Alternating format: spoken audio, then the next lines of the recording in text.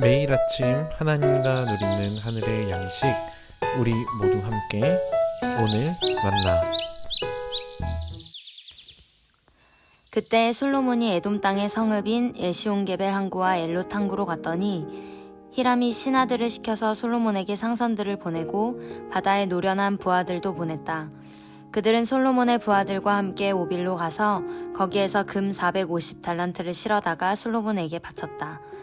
스바의 여왕이 솔로몬의 명성을 듣고 여러 가지 어려운 질문으로 그를 시험하여 보려고 예루살렘으로 그를 찾아왔다.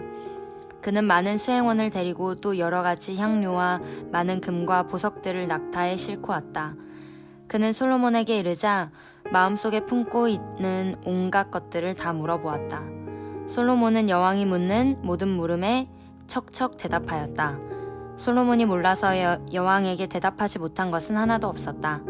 스바의 여왕은 솔로몬이 온갖 지혜를 갖추고 있는 것을 확인하고 그가 지은 궁전을 두루 살펴보고 또 왕의 상에 오른 요리와 신하들이 둘러앉은 모습과 그의 관리들이 일하는 모습과 그들이 입은 제복과 술잔을 받들어 올리는 시종들과 그들이 입은 제복과 주님의 성전에서 드리는 번제물을 보고 넋을 잃었다.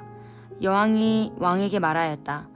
임금님께서 이루신 업적과 임금님의 지혜에 관한 소문을 내가 내 나라에서 이미 들었지만 와서 보니 과연 들은 소문은 모두 사실입니다.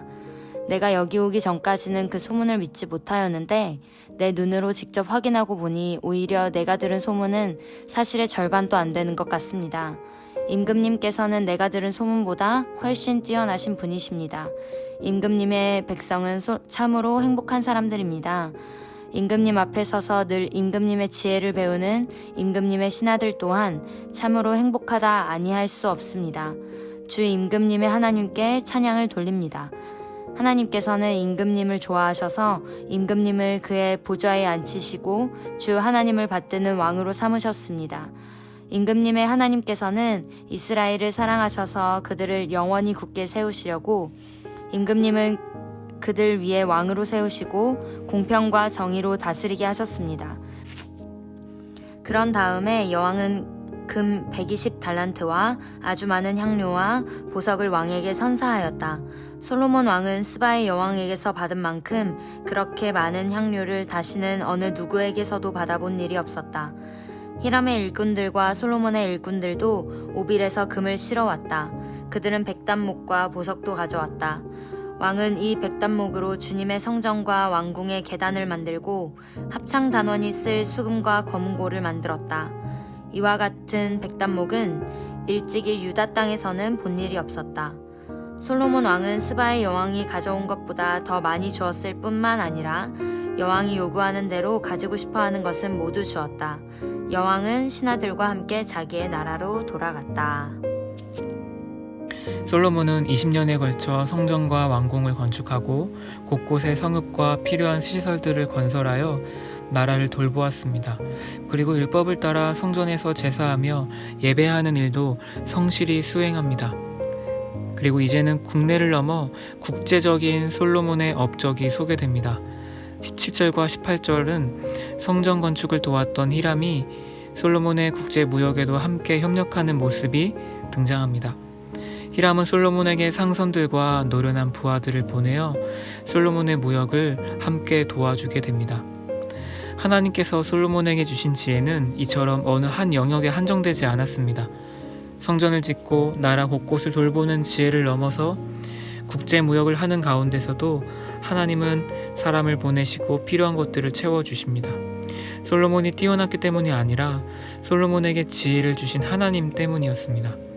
9장 1절로부터는 솔로몬의 지혜에 대한 소문을 듣고 찾아온 스바 여왕에 대한 이야기가 시작됩니다.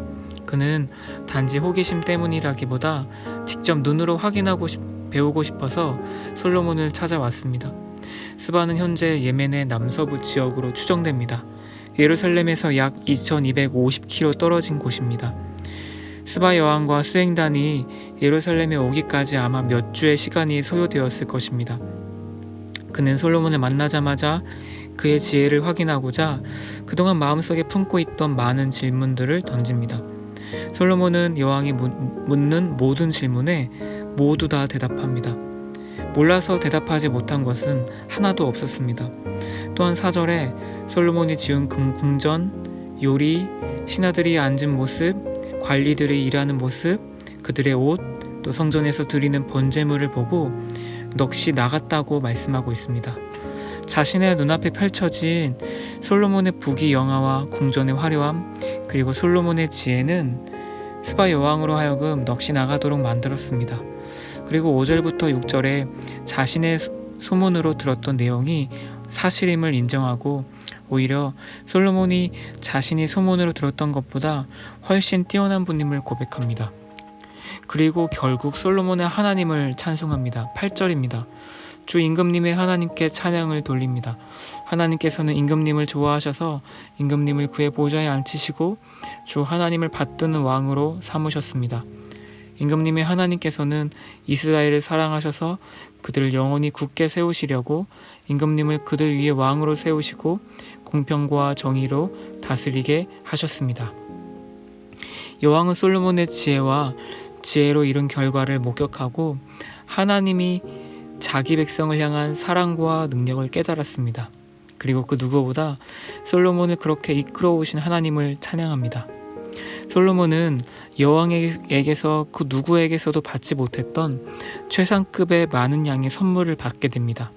이에 답례하고자 솔로몬은 그가 받은 것보다 더 많은 양의 선물을 그에게 주었고 그는 돌아갑니다. 오늘 본문의 목적은 단순히 솔로몬의 업적을 자랑하는 것이 아닙니다. 솔로몬의 지혜와 그 배후에 있는 하나님의 섭리와 은혜를 드러내고 있습니다. 우리에게 남들보다 뛰어난 지혜와 탁월함이 있다고 생각된다면 그것은 내가 노력해서 얻은 것이 아닙니다. 하나님은 여러분 각자에게 필요한 대로 당신의 지혜와 능력과 선함을 선물로 주셨습니다. 보이지 않는 하나님의 손이 여러분과 함께하고 있음을 믿음으로 바라볼 수 있는 눈이 열리기를 소원합니다. 솔로몬은 우리의 완전한 지혜가 되시는 예수님을 가리킵니다. 예수님이 우리의 지혜가 되십니다. 스바 여왕이 지혜를 찾아 수천 킬로를 찾아왔던 것은 곧 우리의 지혜가 되시는 예수님을 얼마나 사모하고 있었는지를 돌아보게 합니다. 우리의 지혜가 되시는 그 예수님을 향한 갈망이 우리 속에 더욱 커지기를 소망합니다. 그로 인해 이 땅의 지혜가 아닌 하늘의 신령한 지혜가 우리 속에 가득 넘치기를 소원합니다. 하늘의 신령한 지혜로 가득 채워진 우리를 보고 결국 세상이 우리를 향해 이렇게 고백하게 되기 원합니다. 7절의 말씀처럼 하늘의 지혜이신 예수님을 따르는 당신은 참 행복한 사람이군요. 예수님 앞에 서서 늘 예수님의 지혜를 배우는 당신을 보며 진짜 행복이 무엇인지 알겠습니다. 우리의 지혜가 되신 예수님을 오늘도 더욱 사모함으로 진정한 행복을 세상에 보여주는 우리 모두 함께 청년들과 제가 되기를 간절히 소원합니다.